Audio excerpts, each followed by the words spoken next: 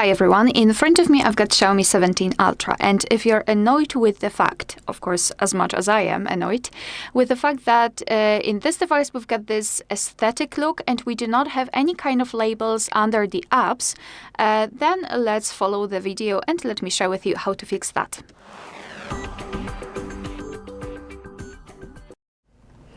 The most annoying thing is that the apps do not have any kind of labels on the home screen, but also in the app drawer, where obviously we've got the full list of apps, which we know or don't know, and well, it could be nice if we could just read what kind of app it is.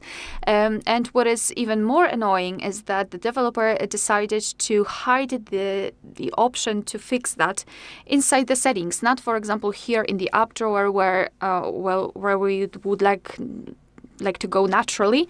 Well, it is in the settings. So let me show you how to do it. Let's open the settings here.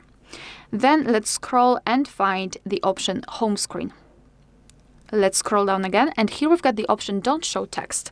So just tap on it, and now we've got the anywhere option, which means that the labels will not be shown on the control center, on the home screen, inside the app drawer.